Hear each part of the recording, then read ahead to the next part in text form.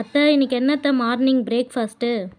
இன்னைக்கு என்னம்மா லைட்டாக தான் டிஃபன்மா. இன்னைக்கு ஹெவியெல்லாம் ஒன்றும் இல்லை. ஏன்னா பாப்பாவுக்கு வேக்சின் போட்டதுலேருந்து ஃபீவராகவே இருக்குது.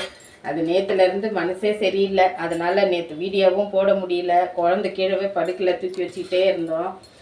இன்றைக்கும் டிஃபன் எல்லாம் ஹெவியாக இல்லைம்மா. நைட்டு பண்ண சப்பாத்தியே அப்படியே நிறைய மீந்துருச்சு. சப்பாத்தி பண்ணோம், சால்னா செஞ்சோம். பாரு இன்னைக்கு சால்னா பாரு, நைட்டு செஞ்சது சால்னா அப்படியே இருக்குது. அதை தான்மா இன்றைக்கி சூடு பண்ணியிருக்கேன். சப்பாத்தியும் மீந்துருச்சு. அதனால் இன்றைக்கி கோதுமை தோசை தான் ஊற்றுறேன் நான். அம்மாத்த பாப்பாவுக்கு வேக்சின் போட்டதுலேருந்து அவளுமே கொஞ்சம் உடம்பு ரொம்ப டயர்டாக இருக்கா அத்தை.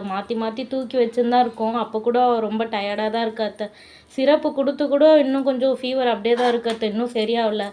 நீங்களாம் உங்கள் பாப்பாவுக்கு வேக்சின் போட்டு வந்தீங்கன்னா அந்த சுச்சுவேஷனை எப்படி ஹேண்டில் பண்ணுவீங்கன்னு சொல்லிட்டு கமெண்ட் பண்ணுங்கள்.